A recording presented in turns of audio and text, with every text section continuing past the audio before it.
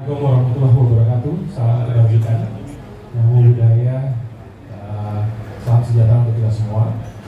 Selamat siang rekan-rekan semua. Semoga udah kenyang ya makanannya. Kalau belum silakan makan lagi. Luar biasa nih kehadirannya banyak banget. Saya di sini tentunya mewakili Dewan Pengurus Harian Aptek ingin mengucapkan selamat datang kepada Bapak Ibu sekalian yang sudah hadir, baik itu dari anggota Aptek ataupun dari publik maupun dari regulator, dan tentunya juga ingin mengucapkan terima kasih kepada Pak Riza dari OJK, Bu Carolina dari Isaka, Pak Taufik dari FIDA, Pak Johnson dari ADINS, Pak Budi Santoso dari PwC yang akan memberikan keynote speech. Keynote speech-nya nanti dari Pak Riza, dan juga ada panel discussion dari semua narasumber kita yang saya yakin sangat menarik. Nah, kita mungkin untuk sekitar sedikit ice breaking aja. Kalau Aptek sendiri, Asosiasi Fintech, kita udah berdiri dari tahun 2016. Salah satu foundernya sebenarnya ada di sini ya, ada Bu Vivi, nggak tahu lagi di mana. Sekarang di FIDA.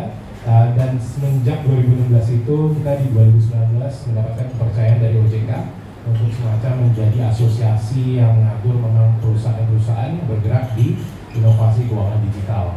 Nah, semenjak kita berdiri sampai sekarang, sampai awal tahun ini, kita itu udah membernya udah ada 340.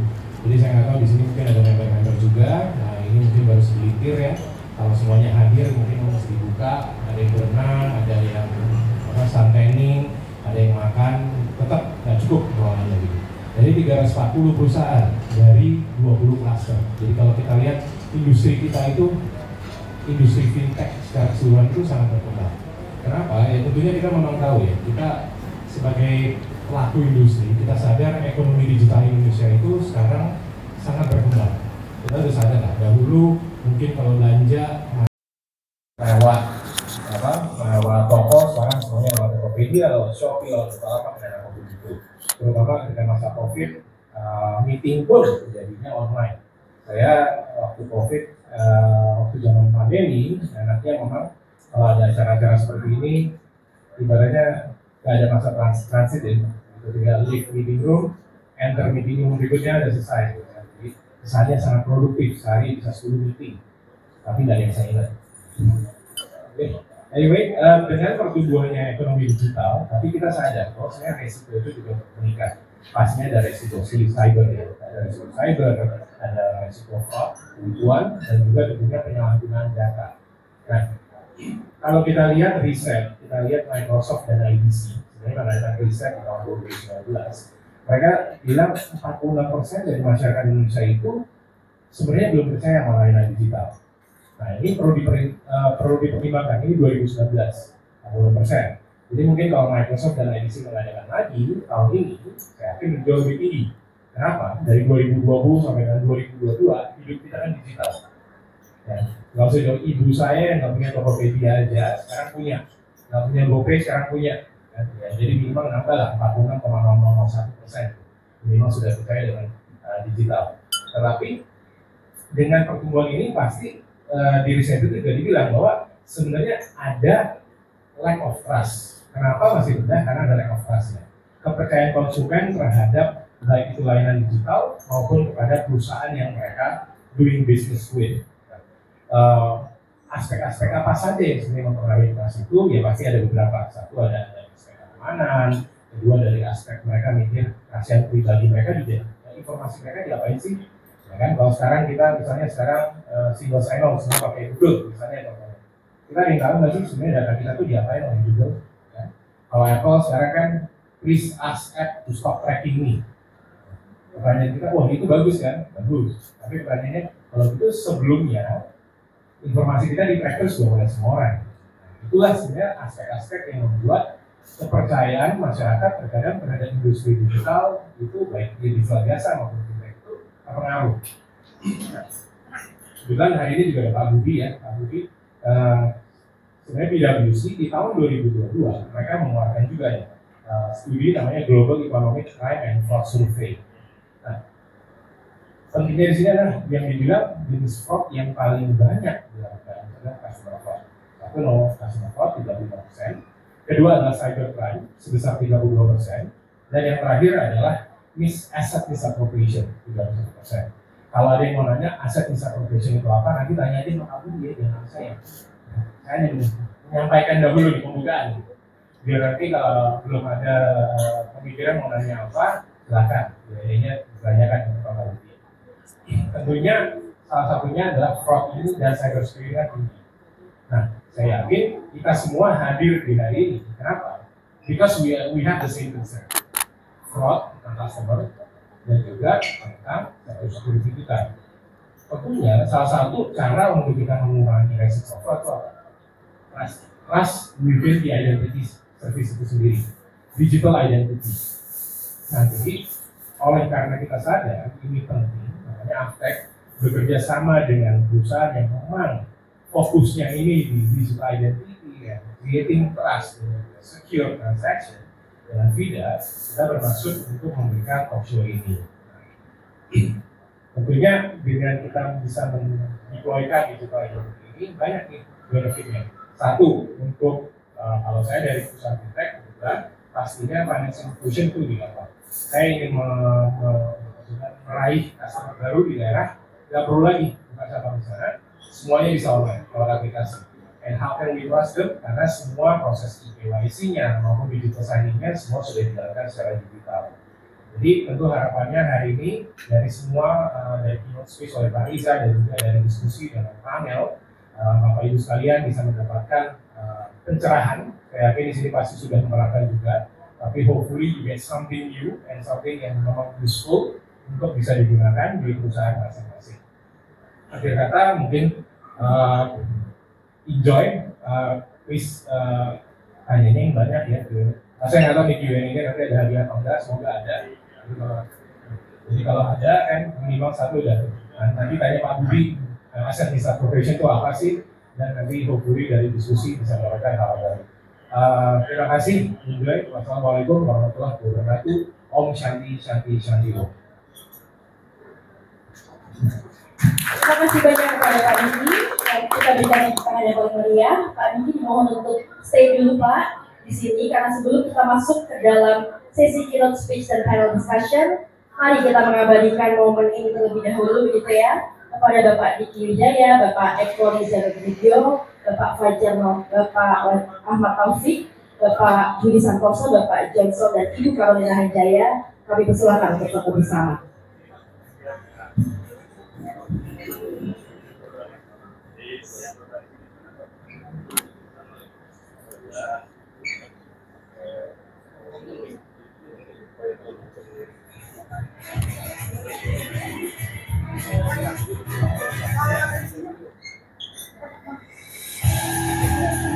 Mungkin bisa agak bergeser sedikit Bapak dan Ibu agak ke tengah supaya terlihat ya.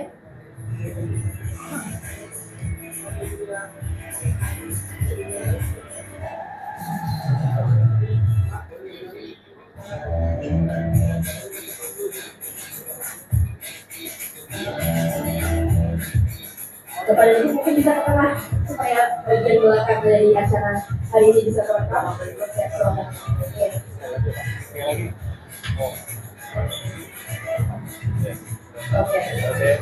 Saya ikut bersama ya. 1, 2, 3.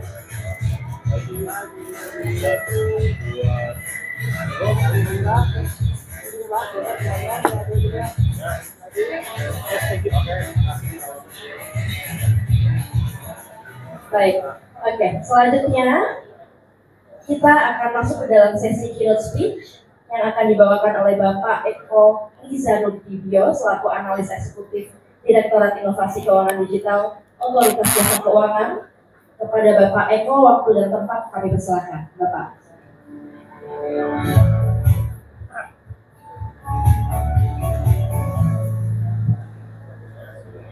Assalamualaikum warahmatullahi wabarakatuh. Selamat siang Bapak Ibu hadirin semua. Salam sehat, salam sukses, salam sejahtera. Senang bisa bertemu Bapak Ibu hadirin semua. Kami dari OJK ingin menyampaikan speech mewakili Bapak Triyono selaku Kepala Departemen Pengawasan Perusahaan Jasa lainnya. Kebetulan beliau berhalangan hadir karena hari ini tadi pagi beliau melaksanakan sidang terbuka profesi doktor di perusahaan. Jadi beliau sudah menyiapkan speech izin untuk kami bacakan. Terima kasih. Yang kami hormati Bapak Diki Wijaya, Wakil Sekretaris Jenderal 1 Kaptek, Bapak Fajar Maulana Putra, Analis Kebijakan Direktorat Jenderal Aplikasi Informatika Kominfo, Bapak Budi Santoso CFP, Director Forensic and Services and Financial Crime dari Leader PwC, Bapak Ahmad Taufik dari FIDA, Bapak Johnson, Direktur Utama PT Adi Cipta Inovasi Teknologi, Ibu Karolina Hanjaya, Audit Director Wisata Indonesia Jakarta, serta para hadirin sekalian. Assalamualaikum warahmatullahi wabarakatuh.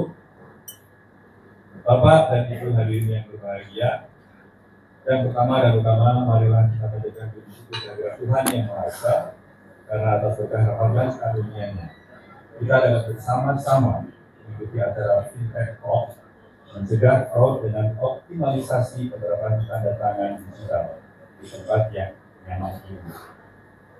Salah satu tugas dan fungsi otoritas jasa keuangan tentunya sangat berkaitan dengan pengembangan sektor keuangan digital atau yang lebih dikenal dengan fintech.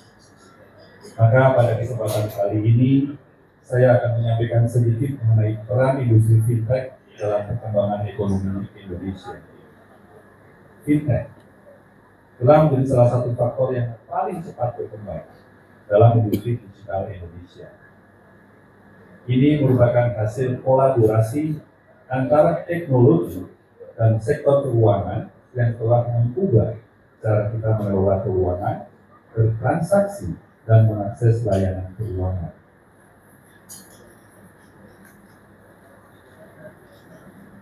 Salah satu aspek terpenting dari industri fintech adalah inklusi keuangan.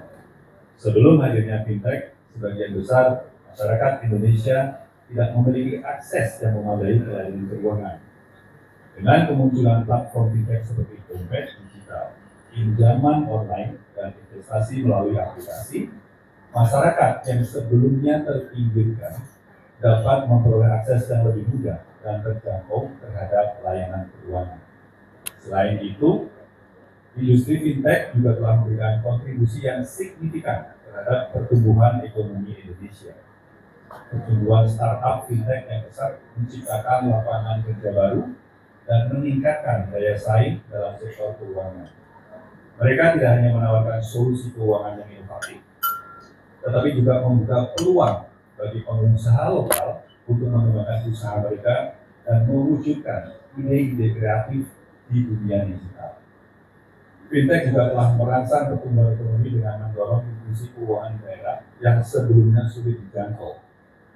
Dalam negeri yang luas dan terdiri dari banyak pulau, infrastruktur keuangan tradisional terkadang sulit diakses oleh masyarakat di pedesaan. Melalui platform fintech, mereka dapat dengan mudah melakukan transaksi, menyimpan uang, dan mendapatkan akses ke layanan keuangan tanpa harus melakukan perjalanan yang jauh. Di sisi lain, Bapak Ibu, seperti setiap inovasi teknologi, industri juga menghadapi tantangan dan risiko. Perlindungan konsumen, keamanan data, dan pengawasan yang memadai menjadi perhatian penting. Pemerintah dan regulator harus bekerjasama dengan industri fintech untuk memastikan perlindungan yang tepat bagi konsumen dan mencegah penyalahgunaan teknologi keuangan. Dalam menghadapi masa depan industri fintech Indonesia, kerjasama dan regulasi yang seimbang akan menjadi kunci keberhasilan. Diperlukan upaya kolaboratif antara pemerintah, regulator, dan industri untuk memastikan bahwa perkembangan sektor ini tetap berkelanjutan, inovatif, dan memenuhi kebutuhan masyarakat.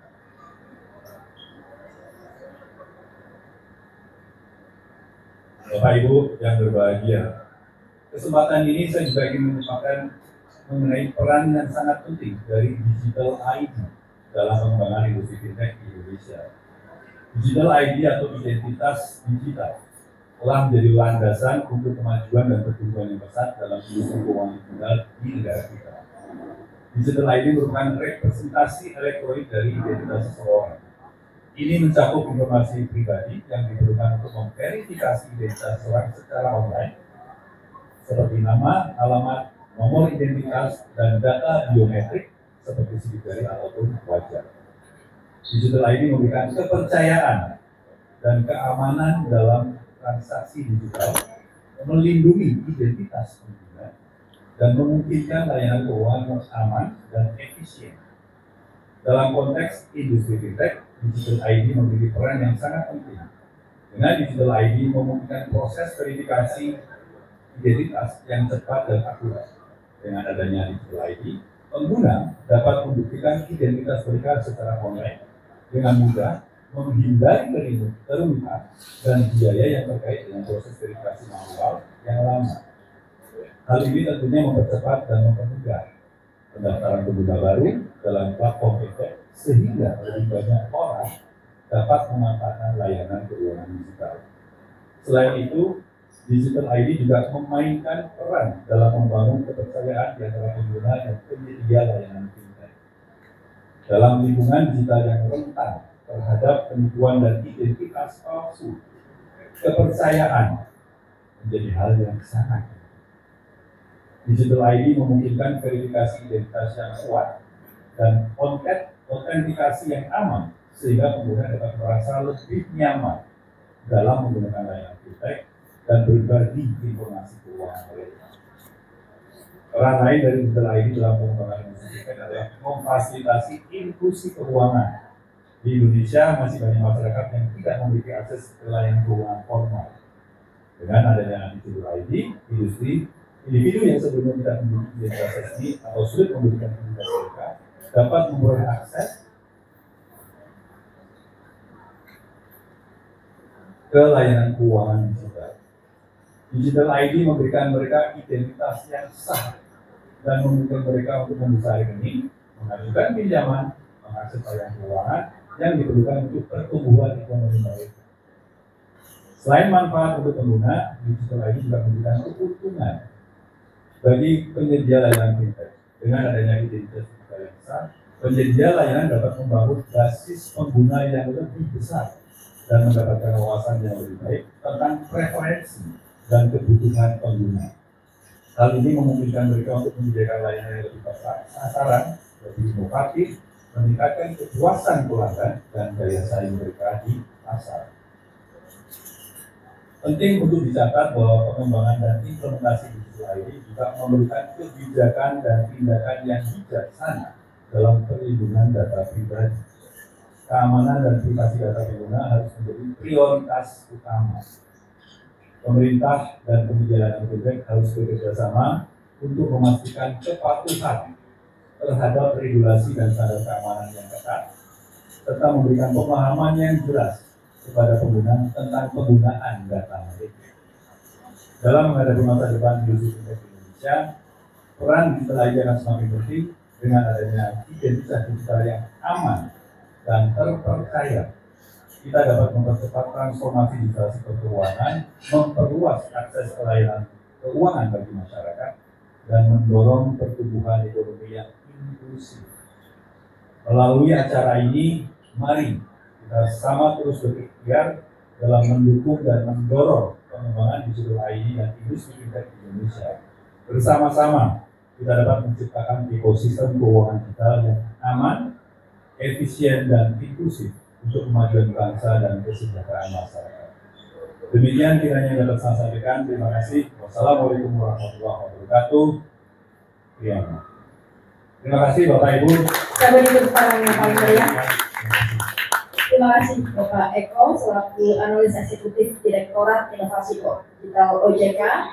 Selanjutnya kita akan masuk ke dalam sesi diskusi panel, sesi yang mungkin kita tunggu-tunggu ya pada hari ini, yang akan dipandu oleh Ibu Carolina Hanjaya. Adapun dalam sesi diskusi panel ini akan bergabung juga Bapak Fajar Maulana Putra yang sudah bergabung dengan kita secara daring. Lalu ada Bapak Ahmad Taufik, Bapak Budi Santoso Siafli, dan Bapak Johnson. Kepada Ibu Carolina Hanjaya, kami persilakan untuk membuka dan memandu sesi diskusi panel pada siang hari ini.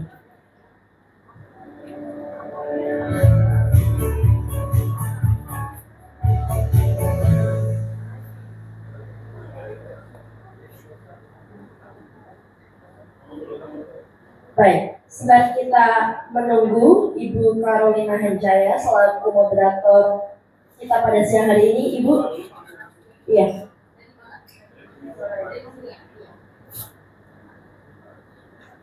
Baik, waktu dan tempat saya silakan Ibu.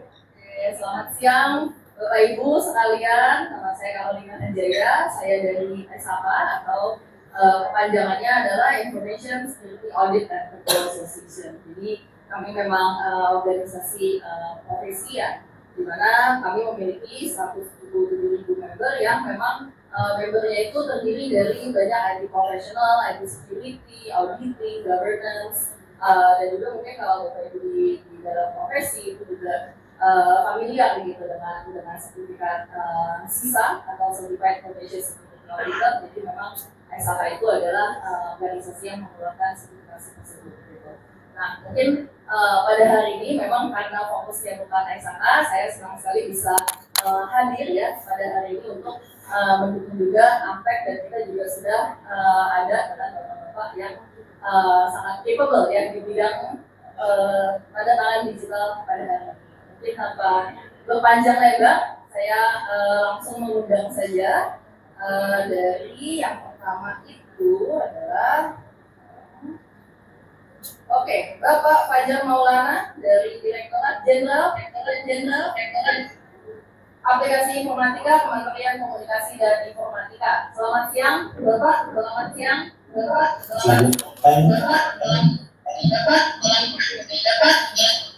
Selamat siang, Bu Carolina. Bagaimana kabarnya, Pak? Baik, bukan baik. Oke, Bapak Fajar hari ini sayang sekali tidak bisa hadir ya bersama dengan Bapak Ibu semua ini. Tapi mudah-mudahan dalam keberlangsungan acara ini bisa berjalan dengan lancar ya Pak. Terima kasih sudah meluangkan waktunya. Oke, mungkin yang selanjutnya kita welcome untuk Pak Adrian Anwar dari Managing Director FIDA.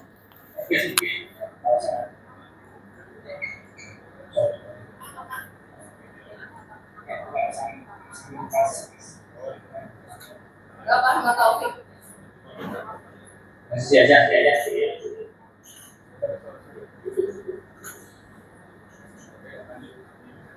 Oke, yang selanjutnya adalah Bapak Budi Santoso, Director Forensic Services dan Financial Crime Territory Leader, PricewaterhouseCoopers Indonesia atau PwC.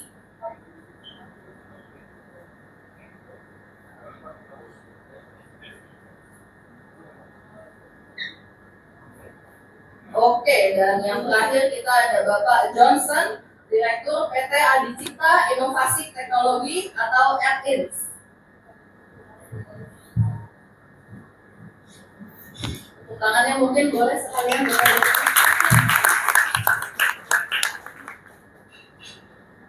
Oke, bagaimana kabarnya Bapak ini sekalian?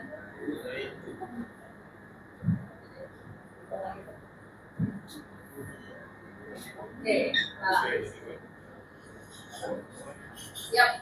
Nah, mungkin karena ini sesi menjawab, sesi panelis, mungkin hari ini saya ada beberapa pertanyaan yang mungkin sekiranya Bapak Ibu di sini juga tertarik untuk mendengarnya sesuai dengan expertise masing-masing Bapak dan Ibu sekalian untuk terkait tanda tangan digital, apa itu terkaitannya dengan fraud dan mitigasi fraud, dan bagaimana juga pandangan ke depannya dari perkembangan teknologi ini, gitu. Mungkin pertanyaan pertama saya yang saya penasaran ini dari dengan Pak Johnson dulu, gitu, ya.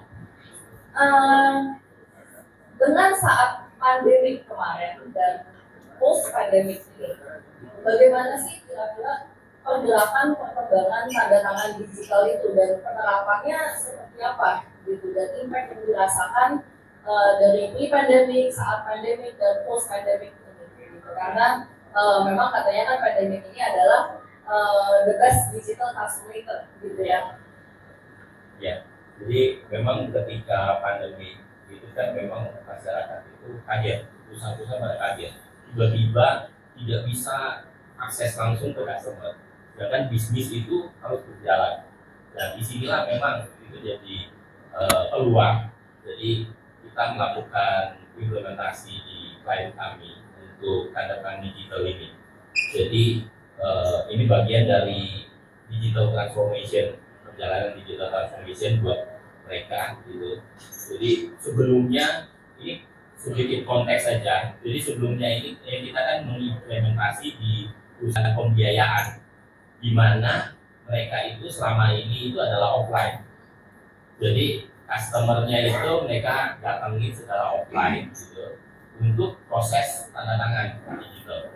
Nah, dengan penerapan ini, jadi proses yang dirasakan itu yang pasti itu adalah SLA ke customer itu jauh lebih cepat. Sebelumnya harus melakukan 2 kali dari survei pertama, terus nanti setelah di-approve dan selanjutnya dia harus datang untuk tanda tangan gitu. Nah sekarang ini semua bisa dilakukan secara digital gitu. Jadi customer experience-nya itu menjadi jauh lebih baik. Nah, gak cuma itu, tapi secara internal juga pejabat-pejabat yang tanda tangan juga mereka bisa lakukan di mana aja. Jadi tidak tersandra dengan harus datang ke kantor gitu untuk tanda tangan. Nah, selain itu juga sebenarnya secara cost jauh lebih efisien, tidak ada proses pengiriman dokumen, segala pencetakan, segala macam proses jadi jauh lebih efisien. Dan tentunya yang paling penting juga aman, karena dengan ada digital identity, ada verifikasi, proses verifikasi dilakukan. Jadi walaupun tidak ketemu dengan customer, tapi bisa dipastikan bahwa yang tanda tangan ini adalah orang yang bersangkutan. Nah, itu yang dirasakan sehingga ya walaupun dengan situasi pandemi mereka tetap bisnis itu mereka tetap bisa jalan, bahkan sekarang ini ya bahkan grow dengan lebih cepat. Terima kasih. Mungkin pertanyaan lanjutan saya mengenai pemaparan dari Pak Johnson adalah tadi Pak Johnson berkata bahwa kita harus memastikan tanda tangan ini adalah orang tersebut gitu yang seharusnya menandatangani. Nah, kira-kira bagaimana sih kita memvalidasi authenticity tanda tangan tersebut, dan kira-kira mungkin jika kita melihat tadi dari pergerakan pandemi, apa sih yang dimaksud dengan tanda tangan digital itu? Mungkin untuk audiens yang di sini juga, apakah hanya perihal meng-scan tanda tangan atau di baliknya itu ada teknologi dengan level-level tertentu, misalkan ada digital signature yang paling canggih atau terus ada level yang lebih rendahnya, seperti apa mungkin? Jadi sebenarnya pada saat customer mau melakukan tanda tangan, di sini kan harus dilakukan penerbitan digital identity, identitas digital. Ya seperti kalau kita punya KTP, ada identity KTP, tapi ini adalah identitas secara digital. Pada saat proses penerbitan identity digital ini ada verifikasi yang dilakukan secara dari teknologi, dari liveness-nya, dari face compare-nya, bahkan juga diverifikasi ke Dukcapil. Jadi sehingga bisa dipastikan bahwa ini adalah orang ketika dia mengajukan ini orang yang benar, bukan foto yang difoto gitu. Dan datanya valid sesuai dengan yang terdaftar di Dukcapil. Nah, setelah digital itu terbit, selanjutnya itu adalah ya, proses tanda tangan. Sudah tahu orangnya ini. Nah, pada saat tanda tangan juga memang ada verifikasi, bisa secara OTP, bisa secara liveness segala macam. Jadi sehingga pada saat dia tanda tangan juga dipastikan orang bersangkutan yang melakukan tanda tangan. Jadi kalau tadi ada proses verifikasi seperti OTP, kan yang itu tidak bisa dibagikan, jadi mudah-mudahan orang yang menandatangani itu juga orang yang sebenarnya, ya bukan dari orang yang lain. Oke, terima kasih Pak Johnson untuk pertanyaan pertama. Mungkin selanjutnya kita shifting gear sedikit ke Pak Fajar yang di Zoom. Terima kasih Pak Fajar. Dari sisi regulasi gitu, menurut Bapak mungkin sejauh apa sih regulasi yang sudah ada di Indonesia saat ini gitu? Mungkin kalau dari beberapa Bapak Ibu yang tahu, misalkan di US ada Electronic Signature Act, atau juga di UK ada UK Electronic Communication Act. Nah, kira-kira kita sudah sampai mana gitu? Dan apa sih challenges yang dihadapi oleh kita untuk sampai di tahap tertentu mengenai tanda tangan digital ini? Terima kasih Bu Karolina. Jadi kalau mungkin saya bedakan antara regulasi terkait tanda tangan digital dan satu lagi terkait identitas digital. Kalau yang terkait tanda tangan digital, regulasi kita itu sebenarnya sudah cukup matang, mulai dari undang-undangnya, dari undang-undang ITE, di sana diatur tanda tangan digital yang memiliki kekuatan hukum yang sah itu syaratnya apa saja itu ada, kemudian di turunannya peraturan pemerintah, bahkan sampai peraturan menterinya, bahkan sampai standar teknisnya itu kita ada, dan itu sudah diterapkan. Bisa kami sudah memberikan izin kepada beberapa penyelenggara yang berhak untuk melakukan tanda tangan digital yang sah secara hukum, salah satunya tidak. Nah, ada pun yang terkait identitas digital itu memang regulasinya tidak sematang yang di tanda tangan digital, karena saat ini baru ada itu hanya di level peraturan menteri. Kami kedepannya berharap bahwa kami bisa mengangkat identitas digital ini sebagai sebuah regulasi tersendiri yang mungkin bisa diangkat secara undang-undang atau secara pemerintah gitu. Karena kalau kita lihat di negara-negara yang sudah maju yang penerapan identitas digitalnya itu sudah matang seperti di Eropa gitu, itu lintasnya biasanya setara undang-undang gitu. Jadi harapan kami seperti itu ke depannya, dan untuk tantangannya bagaimana untuk mewujudkan itu memang perlu kerjasama dari lintas sektoral baik itu pemerintah maupun swasta, karena identitas digital ini bukan tidak bisa di-handle oleh satu lembaga saja. Di sana perlu banyak terlibat, misalnya tadi disebutkan sumber datanya harus dari Kemendagri, Kemendagri itu terlibat, teknologinya misalnya dari Kominfo dan sebagainya. Seperti itu mungkin dari. Jadi penasaran ini Pak Taufik, dari sisi regulasi tadi misalnya dari ada 100 negara, kita kira-kira ada di urutan ke berapa sih? Kita masih di level rendah, di tengah-tengah, apa kira-kira sudah cukup tinggi untuk memiliki regulasi yang tadi Bapak bilang sudah cukup matang? Kalau yang terkait tanda tangan digital mungkin menurut saya sudah cukup tinggi, sudah cukup bagus menurut saya, itu karena sudah diimplementasikan juga, sudah berjalan prosesnya. Adapun untuk yang tanda yang identitas digital mungkin masih cukup jauh lah, mungkin bisa mendengar rendah kalau saya boleh memperkirakan gitu. Perlu kedua yang panjang untuk bisa mencapai apa yang sudah dicapai oleh negara-negara lain yang sudah lebih maju gitu. Jadi memang banyak sekali ya pembelajaran yang bisa kita terima walaupun sudah ada regulasi. Kita bisa always gitu untuk benchmarking dengan negara-negara lain yang sekiranya regulasinya lebih maju ya atau Oke, kita ke pertanyaan ketiga. Nah, mungkin saya ke Pak Budi. Dari sisi fraud mungkin, dari sisi penyalahgunaan data, tadi kita di depan juga sudah ngobrol sedikit gitu ya terkait challenges-nya, apa sih modus-modusnya seperti apa. Nah, kira-kira dari penyelenggara jasa pembayaran contohnya, atau dari bisnis, apa sih yang bisa di-improve dari layanan digital tersebut dengan meng-onboarding digital signatures dan memitigate fraud risk yang ada. Karena itu kan adalah gap-nya tersebut yang harus dari perusahaan-perusahaan untuk diadres. Baik, terima kasih Kak. Jadi selamat siang ya teman-teman semua. Jadi banyak juga ternyata tertanya kan. Jadi gini, kalau kita bicara fraud itu jadi gini, fraud itu akan selalu bertransformasi, berevolusi, bahkan berevolusi mengikuti bisnis. Sekarang eranya sudah masuk era post digital, sudah bukan era digital lagi sekarang, sudah post. Era digital itu mendigitalkan proses. Sekarang semua sudah sebuah digital. Jadi bagaimana mendigitalisasi data-data digital lagi? Tidak ketinggalan, penjahat pun sudah mulai go digital.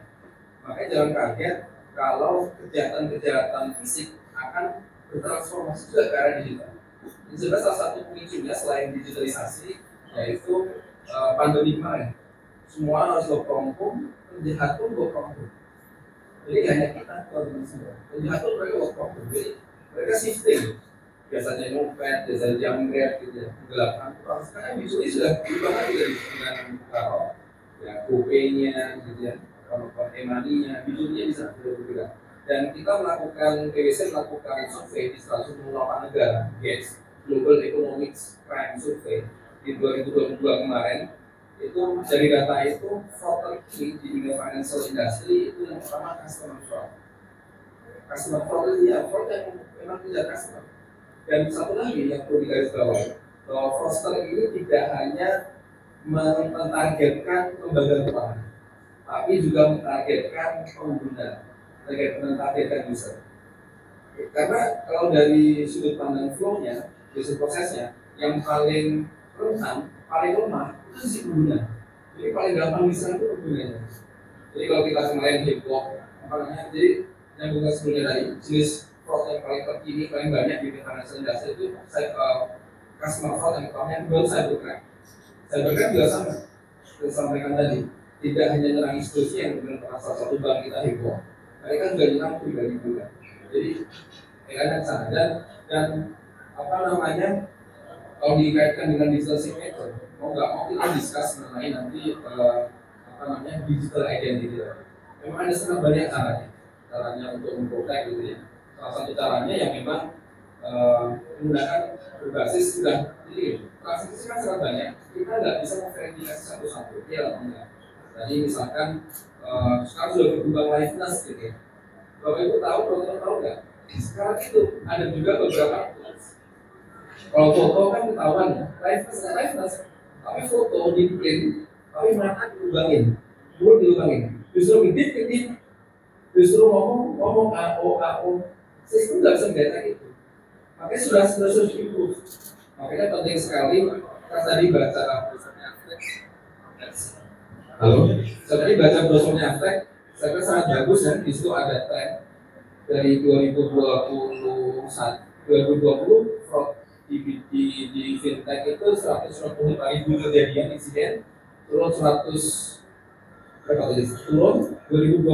naik lagi 130.000 sampai 30.000 insiden.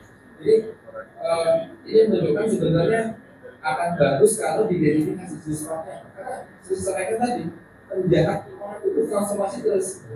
Kalau hanya foto bisa kedetek dikembangkan liveness, kalau data liveness pun bisa diakali oleh penjahat. Jadi harus begitu terus. Kemudian juga kalau dikembangkan juga masuk ke artificial intelligence.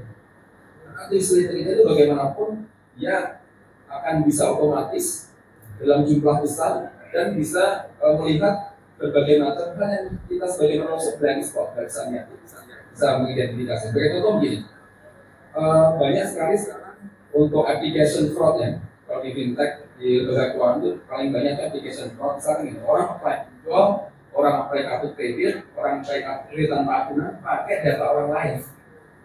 Tapi biasanya yang les satu biasanya nomor HP. Jadi ada tools yang bisa memverifikasi ke nomor HP. Misalkan namanya A, nomor HP 123. Saat di cross check, ternyata HP 123 itu bukan A, tapi si B misalnya. Jadi harus dikembangkan terus verifikasi, itu yang pertama autentifikasi. Dan kalau yang ketiga sebenarnya banyak cara, teman-teman semua di bahan paparan saya ada yang bisa dibagikan, belajar baca di rumah. Salah satunya adalah digital signature. Digital signature itu begini, orang bertransaksi mau nggak mau kan biasanya hanya apa namanya tuh verifikasi yang tadi ya, liveness macam-macam gitu. Itu kan bisa diakali. Dengan digital signature kan langsung nanti ke time itu bisa mencegah itu, bisa mendeteksi. Itu salah satu detektor untuk anti fraud. Yang kedua adalah untuk mempercepat proses. Jadi kalau masih dokumen kan proses beberapa hari. Jadi memenuhi dua prinsip utama di financial industry, trust and experience. Jadi lebih dipercaya. Yang kedua, experience buat customer itu akan sangat bagus. Itu ternyata hanya dalam waktu 1 hari prosesnya selesai. Lalu besok datang lagi tanda tangan. Secara umum sih demikian. Kira-kira Pak Budi, ya, dengan adanya digital signature tadi, selain untuk memitigasi fraud, apakah bisa juga membantu dari sisi mitigasi risiko money laundering? Mungkin itu yang pertama. Dan yang kedua adalah sekarang kan juga sedang dalam era online lending ya, buy now pay later atau BNPL gitu. Nah, seperti ini kan pasti akan ada banyak dokumentasi perjanjian atau dengan pelunasan hutang itu kan harus menandatangani gitu, secara digital. Kira-kira arahnya kemana dan apa yang bisa dimitigasi dengan melonjaknya era BNPL ini? Jadi memang trending terkini kita kemarin 2023 ini ya, atau akhir 2022 keluar semacam analisis fintech sampai beberapa 5 tahun ke depan oleh kantor saya di Singapura. akses satunya yang paling trending ke depan adalah tadi buy now pay later. Dan tentu yang harus diwaspadai adalah fraudnya apa, risikonya apa gitu kan. Kita juga ada perusahaan-perusahaan. Dan memang tadi saya diskusi juga dengan pembicara yang lain. Sekarang itu eranya era apakah si customer ini layak didanai, yang pertama. Jadi kalau kita hanya mengandalkan proses bisnis seperti kita, sudah nggak bisa nanti harus berubah. Makanya sekarang ada namanya alternatif credit scoring. Nah, alternatif credit scoring itu banyak sekali caranya. Nanti lain waktu kita bicara itu tentang credit scoring. Dari situ akan bisa address atau menganalisis apakah seseorang ini benar layak didanai atau enggak. Hanya dari misalkan ya bisnis aplikasinya saja. Jika seseorang punya aplikasi e-commerce-nya ada banyak di HP-nya, ada beberapa aplikasi mobile banking, itu berarti rekening banknya banyak, berarti cash flow-nya lancar, layak didanai dan sebagainya. Makanya dari situ fraud itu bisa diidentifikasi dan indikasinya apa gitu. Jadi kalau dikaitkan dengan digital signature lagi teman-teman semua, memang sudah pasti ini harusnya menjadi salah satu cara untuk autentifikasi. Yang pertama autentifikasi bahwa itu benar-benar dia. Yang kedua yang saya sampaikan tadi, mempercepat proses gitu. Dan kalau saya lihat undang-undang di Indonesia, undang-undang ITE ya, nomor 11 tahun 2000 yang direvisi tahun 2019 kalau nggak salah, itu sudah dinyatakan bahwa tanda tangan digital itu sudah sah secara hukum dan secara hukum memiliki kekuatan hukum yang sama dengan tanda tangan basah. Ini sudah sah. Jadi menurut saya nggak ada alasan lagi untuk menggunakannya. Seperti tadi Pak Fajar menyampaikan di negara lain gitu ya. Seperti di Singapura kita proses-proses kontraktual gitu ya dengan lembaga keuangan, dengan PAM-nya sana, dengan listriknya sana gitu kan sudah tanda digital. Dan saya kira akan sangat bagus jadi untuk financial industry kita terutama fintech ya untuk mempercepat proses, untuk membangun trust, untuk melindungi dari fraud dan sebagainya untuk segera diimplementasikan. Kira dari saya itu. Terima kasih Pak Budi. Mungkin sekarang saya beralih dengan Pak Taufik ya. Kira-kira dari perspektif FIDA gitu ya, apa sih competitive advantage dari digital electronic signature sendiri gitu, dan apa yang kira-kira diperlukan untuk make sure ini bisa menghadapi berbagai macam modus operandi gitu ya di dalam untuk memodifikasi tadi digital signature supaya itu tidak tamper. Mungkin silakan. Ya, terima kasih Bang Karol. Dan selamat siang teman-teman dan teman-teman yang hadir di sini. Advantage-nya sebenarnya tadi secara realnya sudah dijelaskan juga baik oleh Pak Budi maupun oleh Pak Johnson bahwa itu memang menjadi solusi, apalagi sekarang itu udah post digitalization era.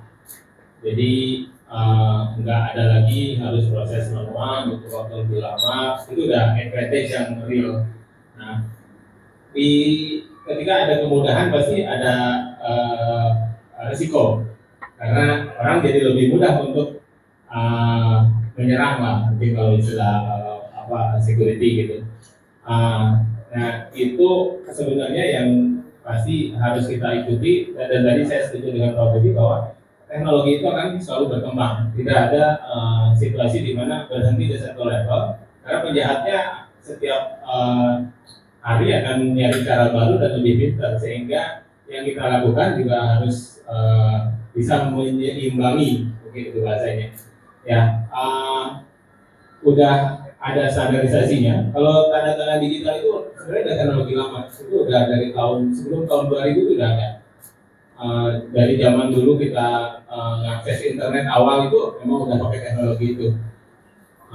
Jadi standarisasinya jelas. Lalu kedua ada tata kelola. Mungkin ini jadi kata kunci sih untuk mencegah risiko gitu. Tanpa tata kelola apa yang bisa kita jadi patokan. Nah, tata kelola itu bukan hanya teknisnya, teknologinya, tapi secara operasionalnya, dan yang paling penting ada kontrol. Pak Fajar tadi menyampaikan bahwa secara regulasi tanda-tangan digital udah standar global. Nggak ada bedanya dengan tanda tangan digital yang di Eropa atau di negara-negara maju lainnya. Itu kami sebagai PSRE diaudit secara reguler, item-item auditnya jelas, lalu detail. Tadi kalau Pak Fajar mungkin bahasanya adalah aturan turunannya ya di level teknis gitu kan. Itu ada, itu kami ikutin, dan itulah yang bisa kita percaya dan kita bisa berbicara ke customer kita dari pemilik-pemilik industri bahwa mereka juga layak untuk percaya. Benar-benar dijawab? Sudah terjawab gitu. Dan saya juga menjadi punya pertanyaan tambahan gitu dari perspektif feeder dan mungkin dari perspektif Pak Fajar juga. Kira-kira, nah tadi kan adalah kita ngobrol sedikit tentang tata kelola gitu. Bisnis adalah salah satu PR yang mungkin in general menjadi PR setiap perusahaan gitu. Kira-kira apalagi sih PR terbesar gitu untuk onboarding digital signature ini sebagai business as usual gitu. Mungkin kalau kita suka dengar gitu ya, di Jepang kan malah masih pakai belangko gitu ya, secara fisik gitu, atau mesin fax gitu. What does it take gitu untuk kita achieving those technological goals? Ya, yang paling berpengaruh terhadap adopsi satu hal baru lah. Walaupun ini tadi saya secara teknologi adalah barang lama, tapi implementasinya di kita dengan cukup regulatory framework yang mensupport itu baru lah bagi kita harus diakui. Yang menjadi adopsi itu pasti masalah kemudahan. Kalau teman-teman mungkin ingat ya dulu kita bagaimana bisa order makanan secara online yang sangat mudah, itu adopsinya sangat cepat dan sangat tinggi. Nah, beruntung kita di Indonesia data kependudukan kita udah lumayan, bahkan mungkin dibanding negara-negara lain kita harus setuju sudah sangat rapi dan terpusat, gitu kan. Nah itu membantu mempermudah onboarding karena secara real time identitas kita itu bisa diverifikasi ke sumber terpercaya gitu. Mungkin nanti saya sedikit akan ada slide juga yang mungkin bisa lebih membantu memberikan gambaran ya. Ya ini tadi Pak Fajar menyampaikan ada digital identity dan kalau tanda-tanda identitas digital dan tanda-tangan digital itu dua regulasi yang berbeda, dan mungkin yang tanda tangan digitalnya kan nggak ada, tapi identitas digitalnya baru akan mulai dibuat. Nah, meanwhile saya kami di bidang ngelihat bahwa tanda tangan digital ini mudah-mudahan regulasi identitas digitalnya juga akan segera hadir, tapi tanda tangan digital kita udah bisa menjawab menjadi solusi. Kenapa? Karena sudah jelas tadi Pak Fajar menyebutkan regulasi-regulasinya dari undang-undang, peraturan pemerintah sampai ke peraturan Kominfo dan sampai ke peraturan teknis, dan itu kami translate menjadi satu mitigasi untuk vulnerabilities-nya atau untuk kerentanannya. Kenapa? Karena mungkin saya bantu bacain yang di bagian bawah. Itu ada end-to-end security that is always updated for the highest standard. Itu harus diikuti karena dari Kominfo-nya juga diaudit, dan kami juga diwajibkan untuk memiliki internal audit dan pentest audit dan lain-lain. Itu harus secara ujung ke ujung dipastikan secure. Lalu tadi saya sudah sempat sebutin adanya regular audit oleh Kominfo, itu wajib. Kalau enggak, kami PSRE tidak dalam hal ini, mungkin tahun depan udah nggak boleh lagi beroperasi kalau tidak lolos dengan audit itu. Lalu ada hal unik di dunia tanda tangan digital ini yang namanya sertifikat. Jadi Pak Jansen menyampaikan identitas digital bentuk KTP dalam bentuk digital. Kalau di sini namanya ada sertifikat digitalnya. Itu ada life cycle-nya. Kenapa ada life cycle-nya? Karena kita sebagai pemilik sertifikat punya kontrol penuh. Kita bisa minta cabut, kita bisa minta nerbitin baru, dan ada masa berlakunya juga. Kan itu kan jadi kontrol juga. Mungkin salah satu contoh yang kita pakai sehari-hari, kartu debit, kartu kredit, dibatasin waktunya, itu salah satunya untuk kontrol dari sisi security juga kan.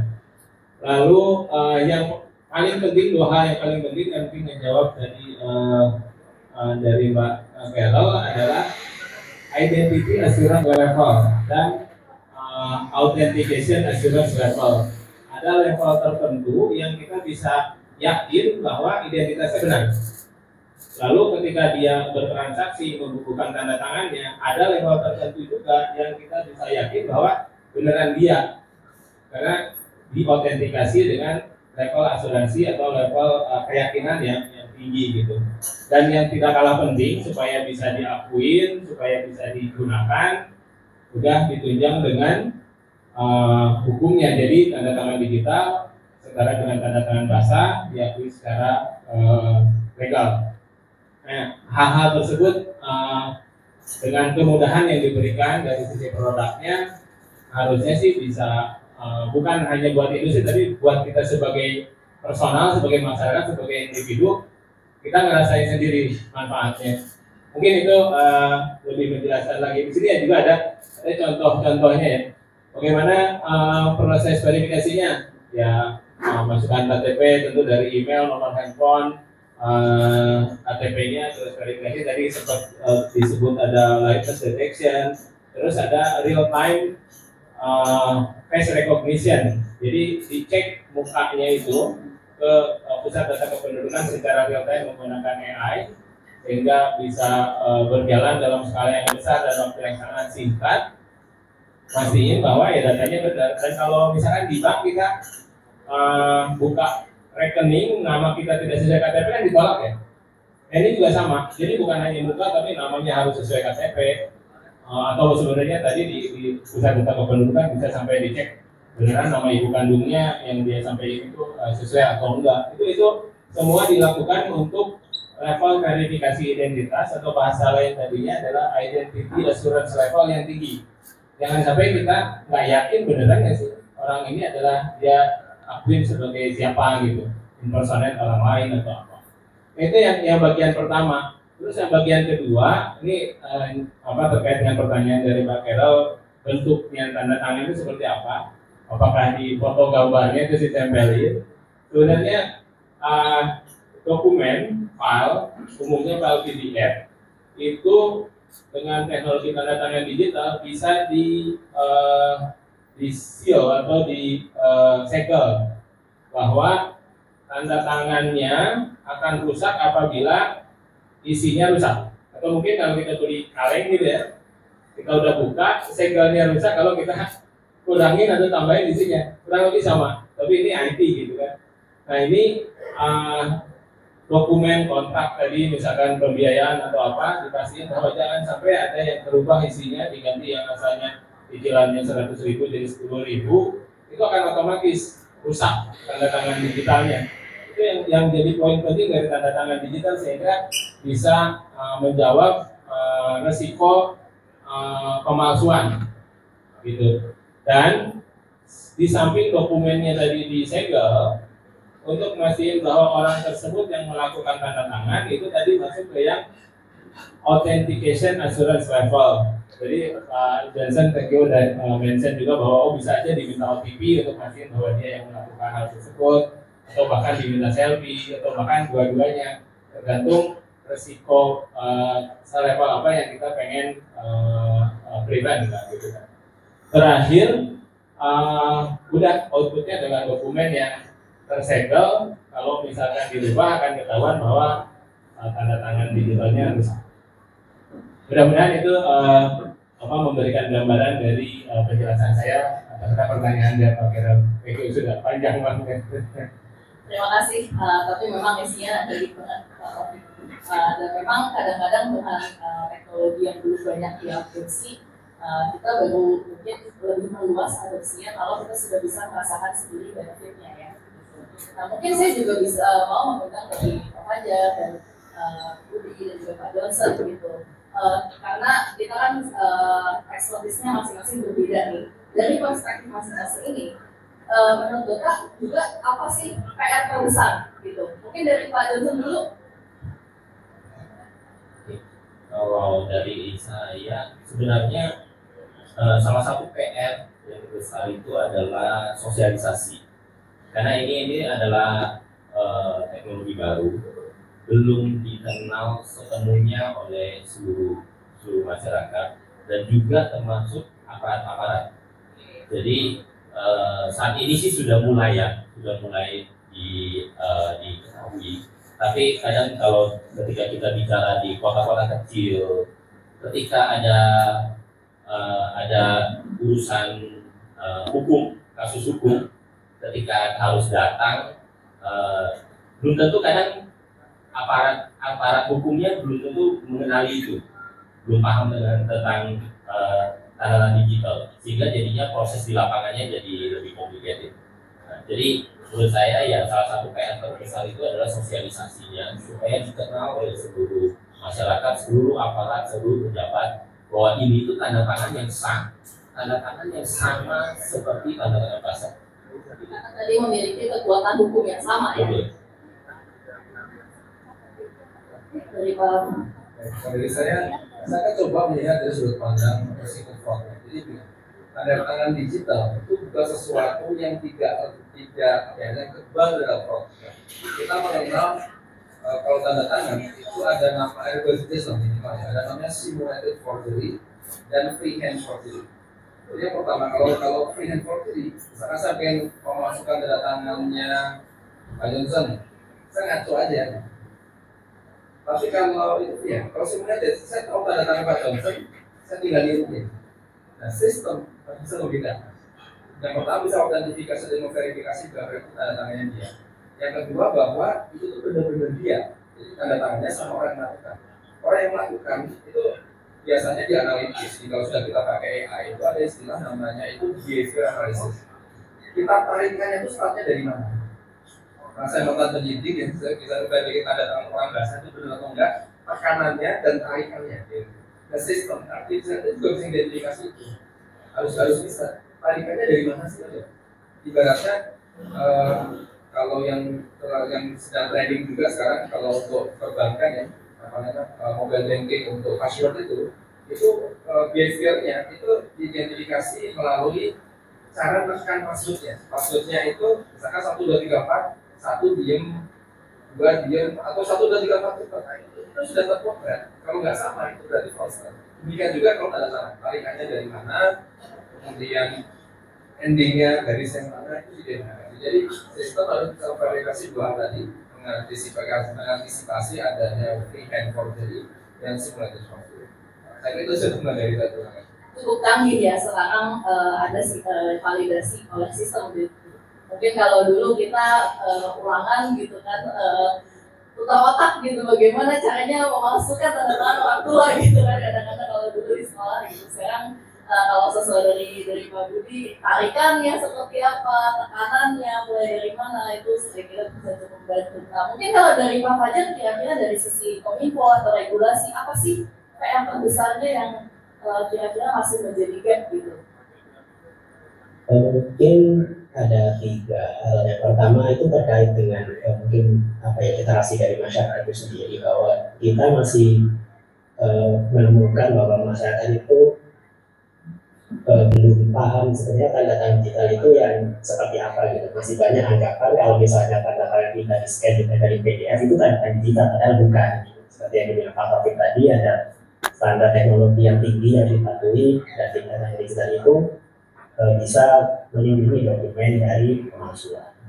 Lalu yang kedua mungkin terkait dengan ketersediaan infrastruktur, khususnya infrastruktur telekomunikasi atau internet, karena kan biar bagaimanapun teknologinya perlu koneksi internet. Kalau tidak internet mau bagaimanapun masyarakat tetap tidak akan bisa menggunakannya gitu. Nah, yang terakhir adalah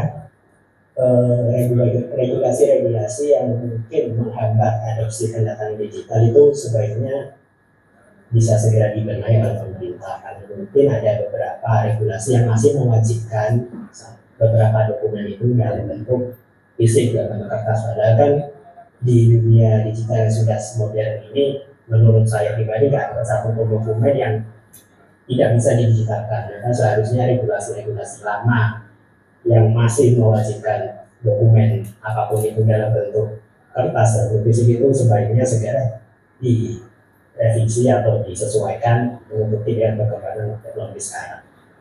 Jadi itu tambahan dari saya. Terima kasih Pak Fajar. Mungkin saya kembali lagi ke Pak Budi ya. Mudah-mudahan belum bosan gitu. Mungkin dari segi statistik juga dari sisi forensik. Kira-kira apa saja sih yang harus dimiliki perusahaan-perusahaan untuk tadi preventing dari pemalsuan tanda tangan digital, dan bagaimana kira-kira security yang baik dan risk appetite apa juga yang harus dimiliki oleh sebuah perusahaan. Best practice-nya bagaimana?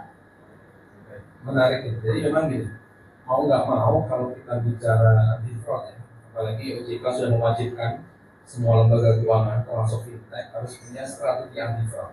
Jadi bicara strategi anti fraud itu nggak bicara struktur, tapi bicara fungsi, akan melibatkan multifungsi dan banyak fungsi, banyak struktur akan terlibat. Mulai dari siapa yang bertanggung jawab dalam pencegahan fraudnya. Bertanggung jawab dalam pencegahan fraudnya ya otomatis mau nggak mau fintech juga harus mau mengedukasi masyarakat, mau mengedukasi seperti Pak Johnson sampaikan tadi termasuk aparat gitu ya, penegak hukum mulai dari kepolisian, kejaksaan, bahkan di tingkat hakim gitu Indonesia. Yang kedua adalah pendeteksian dan sudah ada teman-teman semua PGI ya, Peraturan Bank Indonesia nomor 23 tahun 2021 yang mewajibkan semua payment provider harus punya fraud detection system. Fraud detection system sesuai permintaan Bank Indonesia ini kalau nggak salah beberapa tahun itu harus meliputi 3 hal minimal. Yang pertama adalah fraud yang terkait dengan account. Account itu artinya application fraud. Yang kedua adalah fraud terkait dengan transaction fraud.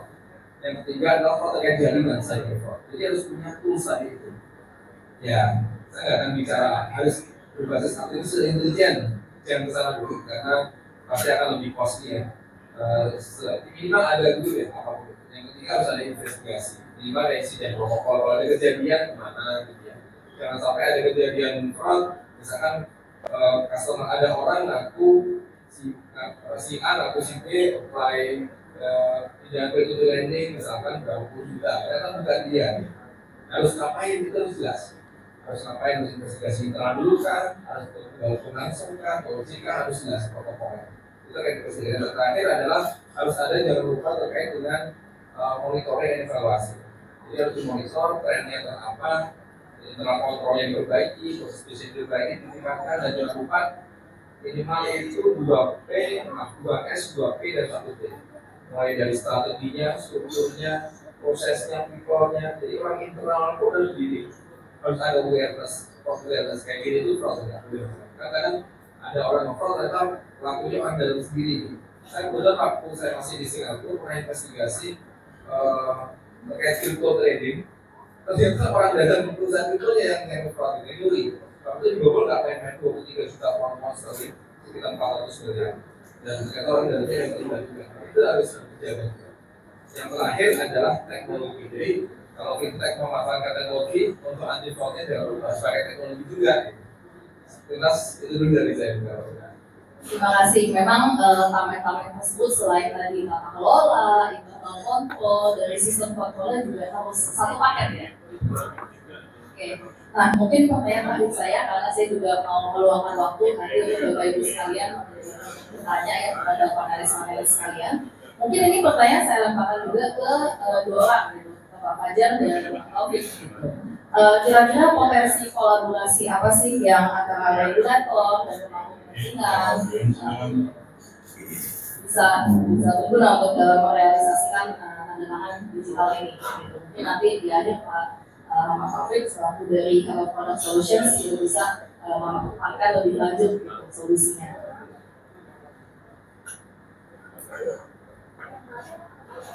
Mungkin yang bisa kita lakukan itu biasanya itu saling berbagi informasi ya, pengetahuan sharing knowledge itu karena kan perkembangan teknologi itu sangat cepat.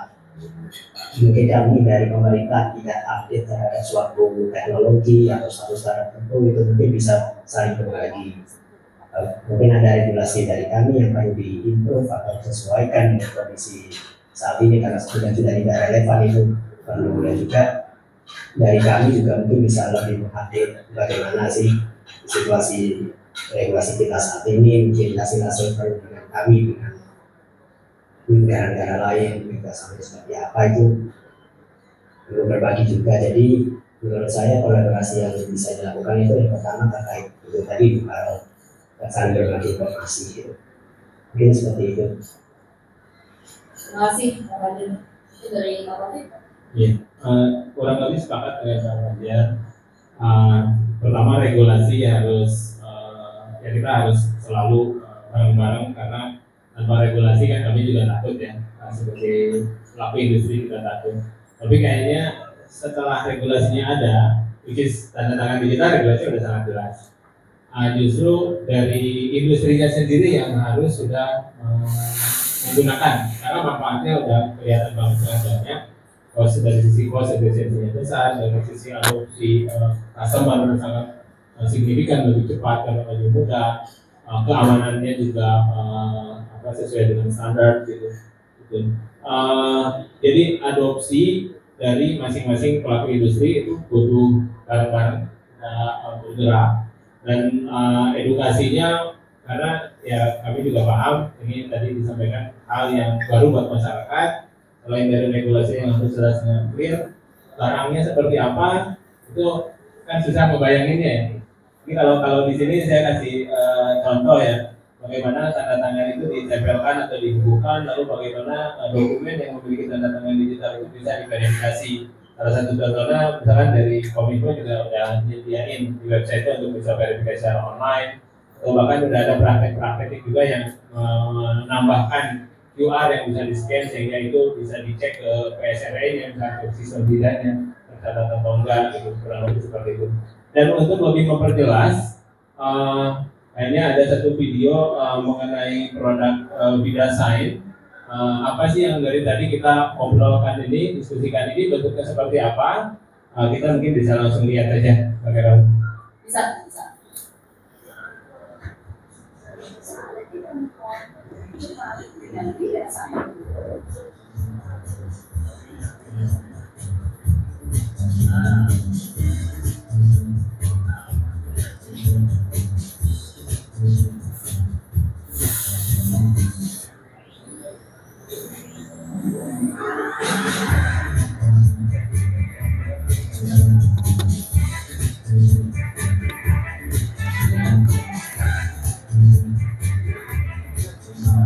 Cara paling efektif buat getting the deals done.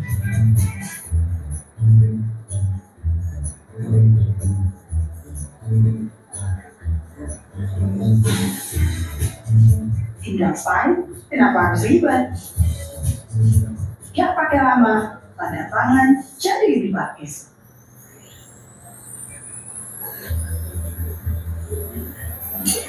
Jalani perjalanan bisnis segera dong, asal udah Bidasign dulu.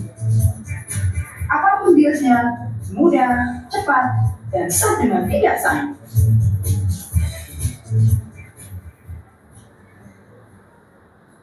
Ya mudah-mudahan lebih bisa dibayangkan ya. Bagian yang pertama itu adalah verifikasi untuk memiliki sertifikat secara real time, online, instant. Lalu bagian yang kedua itu membukukan tanda tangan, misalnya juga dengan sudah sangat dipermudah, tinggal drag drop, mau ngasih tambahan informasi lain, dan bahkan e-materai yang biasanya dibutuhkan juga di dokumen itu juga sudah embedded gitu. Jadi tinggal drag drop signature-nya, drag drop materai-nya, dan sudah bisa digunakan. Dan tadi output-nya dokumen yang ada tanda tangan digital dari PSR ini udah recycle. Kalau ada yang berubah kontennya maka dia akan rusak.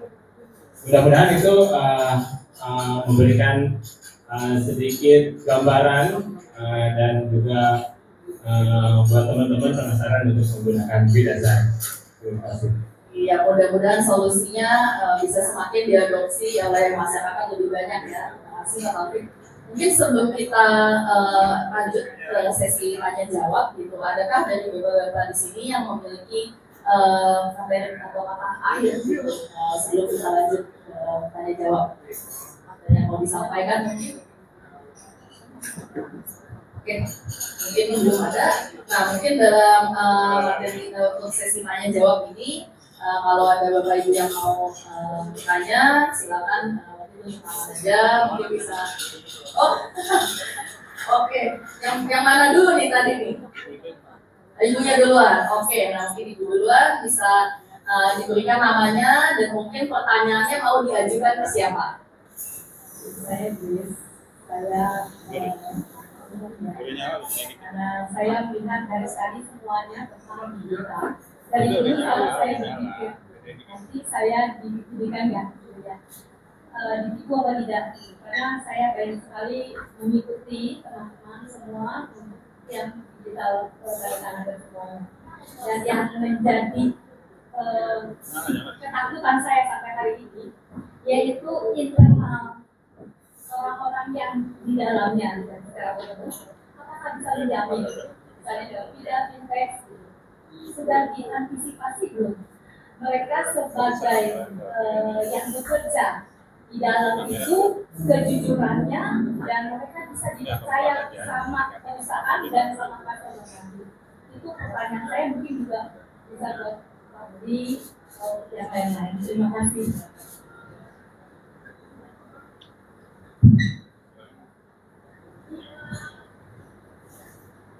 Ya, silakan. Terima kasih Ibu Grace untuk pertanyaannya. Jadi mungkin Pak Budi bisa menjawab. Terima kasih Bu. Jadi memang kalau kita di dunia financial industry, trust itu paling penting. Bahwa kita bisa, karena kita kan mengelola uang orang. Gitu. Terus trust itu penting. Makanya di berbagai perusahaan yang saya bantu gitu ya, ada minimal tuh kalau di financial industry 3 area fraud yang harus dikelola. Yang pertama application fraud itu eksternal. Kemudian juga transaction fraud itu bisa eksternal pelakunya. Yang terakhir internal fraud itu khusus. Jadi ini, sebelum pandemi banyak pelaku fraud di lembaga jasa keuangan itu mayoritas internal. Tapi sejak pandemi dari 2021 sampai sekarang itu pelaku kebanyakan eksternal, sudah shifting. Karena tadi tentunya sudah mulai bertransformasi berevolusi juga, tapi tetap internal fraud tetap ada. Makanya penting juga buat fintech untuk memiliki strategi anti fraud yang menyasar internal. Karena trending sekarang fokusnya eksternal untuk dijaga, tapi jangan lupa jadi internal fraud juga. Jadi makanya di berbagai perusahaan itu sudah punya namanya itu misalkan ya know your employee programnya, ada juga sosial media monitoring di beberapa perusahaan besar. Semua pegawai itu sosial media dimonitor. Apakah dari hidupnya kalau tinggi dari penghasilan dikontrol semua. Jadi kalau ada penyiksaan, masih kayak kejadian kemarin ya di pajak, di budget ya, gaji berapa, gaya hidupnya seperti penghasilan berapa, langsung dimasukin, nah gitu lah. Jadi dalam konteks internal perusahaan dulu. Ada program lain namanya itu digital intelligence. Digital intelligence itu ada satu software atau robot ya ditanam di semua perangkat kerja karyawan, di laptop, di HP kantor gitu. Nggak mahal. Satu perangkat punya 200.000, 300.000 lah. Tapi kalau karyawan punya 3.000 orang ya bisa juga gitu. Dan dia itu bisa monitor aktivitas pegawai. Pegawai ini file apa saja yang diakses. Kan zaman dulu biasa Bapak Ibu juga pernah terjadi gitu ya. Teller nyuri uang nasabah yang dorong diambil. Kemudian rounding, pembuatan angka-angka dikumpulin oleh teller. Kemudian juga akun-akun yang harusnya ditutup, angkanya misalkan di bawah 50.000 ditutup. Nah itu dikumpulin semua satu-satu. Itu bisa gabung satu kayak gitu lah. Ini ilustrasi terulang. Di kita kalau kayak gitu diawasi juga. Jadi setiap orang karyawan dia akses data apa diawasi. Namanya akses manajemen. Nah kalau diam banyaknya, identitas akses siapa saja punya informasi. Jadi banyaknya intinya harus punya strategi anti fraud yang juga mengawasi mengontrol dari internal agar tidak bisa menyalahgunakan tayangan. Ini kan saya, jadi saya bicara teori Bapak Ibu ya, dan yang saya tahu gitu. Mungkin nanti Bapak-Bapak yang lain bisa menjelaskan angkanya. Bu Grace cukup puas dengan pertanyaan dan mungkin Bapak Johnson dan Pak. Mungkin saya dari tambahin perspektif sedikit perusahaan ya, tata kelolanya. Kalau khusus untuk PSRE, penyelenggara sertifikasi elektronik yang tadi diaudit dan disertifikasi oleh tim Kominfo, itu ada istilahnya trusted roles, ada peran terpercaya. Jadi tidak atau PSRE lain untuk bisa kasih izin beroperasi oleh Kominfo harus punya 11 peran terpercaya, mulai dari namanya registration authority atau pihak yang menerima registrasi, itu mungkin kaitannya ke yang Pak Budi tadi sampaikan adalah aplikasi ya, satu aplikasi sampai ke orang yang megang database-nya, orang yang megang infrastrukturnya, jaringannya, terus admin dari certificate authority-nya, itu jelas harus ada orangnya, dan itu yang setiap audit kami ditanyain satu-satu sama tim auditornya Kominfo.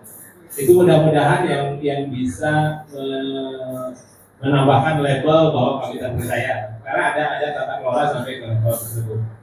Mungkin itu buat Bu Grace mudah-mudahan jadi lebih percaya ke sistem digital, karena memang kita sama-sama butuh. Saya sepakat tadi Ibu menyampaikan itu dari umum. Saya juga seringnya menempatkan saya, walaupun saya di industri, saya adalah orang umum. Saya punya kepentingan yang bahkan saya lebih tinggi kepentingannya sebagai masyarakat dibanding saya sebagai anak pegawai bidang gitu Bu. Terima kasih Bu. Saya cuma tambahin sedikit, rasanya sudah cukup komprehensif. Jadi sebenarnya dengan digital signature ini, sebenarnya tadi dengan sudah ada kelengkapan di depan, proses verifikasi di depan, ketika dia meregister, dan juga ketika dia membubuhkan tanda tangan juga ada proses verifikasinya. Jadi sebenarnya itu sudah mengurangi kemungkinan untuk bisa disalahgunakan, karena customer service juga melakukan itu.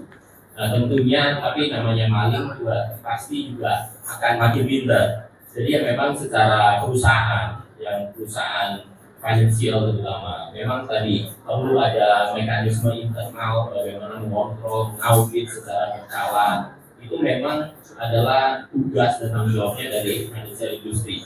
Karena bidang financial industry adalah bidang trust. Kalau ketika trustnya sudah kena, maka bisnisnya akan impact. Jadi mau nggak mau mereka harus lakukan itu.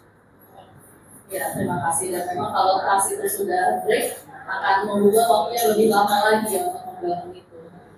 Terima kasih Bu Grace pertanyaannya. Mungkin kita ada waktu untuk satu lagi pertanyaan dari Bapak, mungkin bisa disebutkan namanya dan mungkin apakah mau diajukan ke Bapak tertentu atau secara general saja.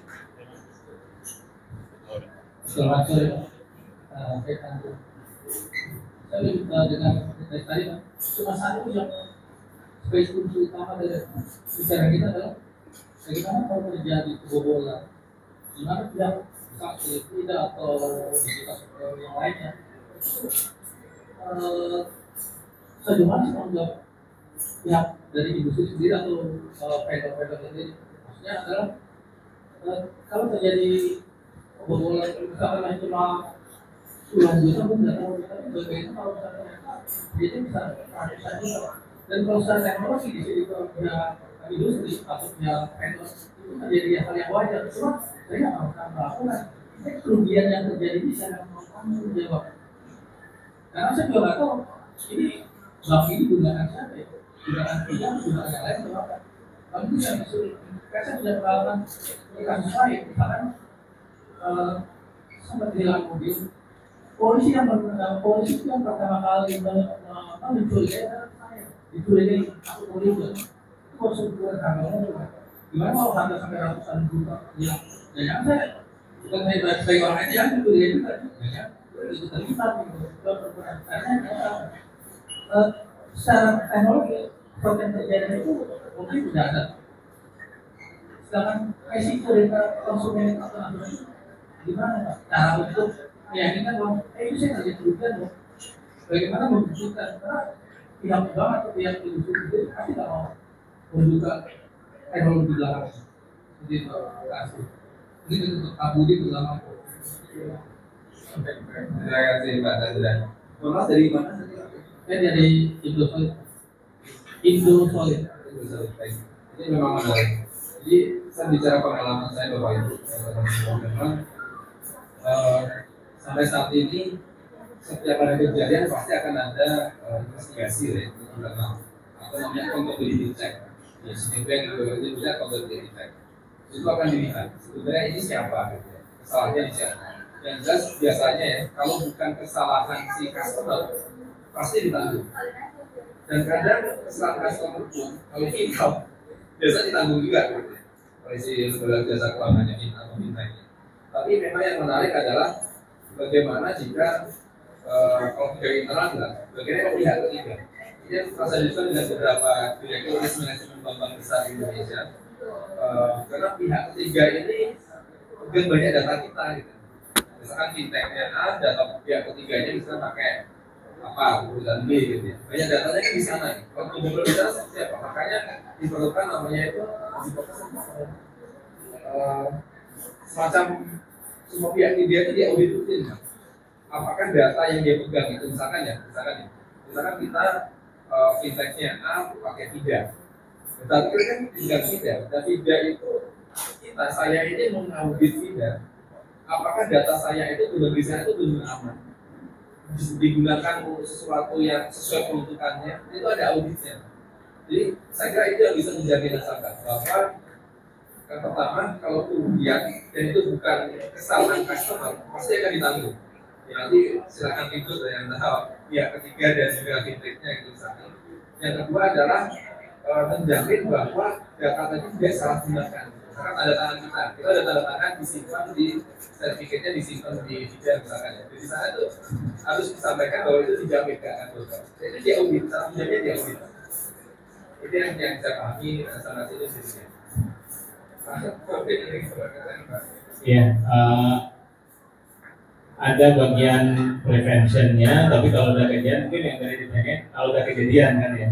Kalau prevention tadi kan di tata kelola, di auditnya. Kalau udah kalau prevention ya, kalau belum kejadian. Kalau udah kejadian, kalau di PSR saya tadi nyari dokumennya tapi belum sempat ketemu itu di kebijakan sebagai CA itu biasanya juga ada kayak semacam asuransi kayak gitu-gitu juga. Nah, cuman saya belum nemu tadi spesifiknya seperti apa. Yang saya ingat sih memang ada seperti itu. Tapi balik lagi kan terutama regulator selalu menyimpan perlindungan konsumen itu jadi item yang paling penting di depan, sehingga pelaku industri harus melakukan kegiatan-kegiatan yang tidak merugikan konsumen, termasuk dari sisi IT-nya. Nah, insurance juga itu adalah salah satu cara akhir ya yang bisa memberikan jaminan kepada konsumen. Kalau di seingat saya di prakteknya CA atau PSR itu ada bagian asuransi juga gitu. Tapi sejauh mana saya tadi belum nemu sebenarnya. Ini saya tambahin sedikit ya Pak. Jadi kalau ini kita bicara adalah setelah kejadian. Setelah kejadian sebenarnya kalau kami dari solusi ya, kami kan melakukan implementasi terhadap PSRE yang ada. Gitu. Jadi setiap event, setiap proses yang dilakukan oleh konsumen itu sebenarnya kita record trackingnya. Jadi pada saat dia meregister, ketika dia foto, ketika dia live, semua itu kita record. Ketika dia tanda tangan, OTP-nya, semua jejak-jejak digitalnya itu ada.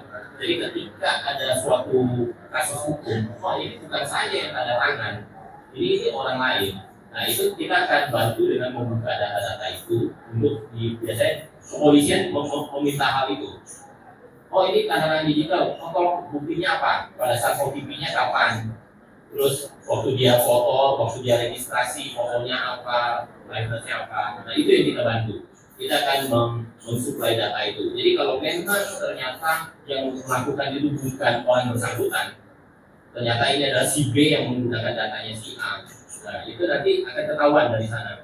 Jadi akan membantu ketika menjelaskannya ke aparat hukum. Jadi itu. Oke, siap. Terima kasih Bapak-bapak sekalian. Sayangnya kita sudah di penghujung ini ya sesi panel pada hari ini. Terima kasih Bapak Ibu sekalian sudah aktif dan mendengarkan dari pengalaman-pengalaman yang ini. Mungkin saya selaku moderator mohon maaf jika ada kesalahan dalam pembicaraan atau dalam kata-kata. Nah, mungkin terima kasih.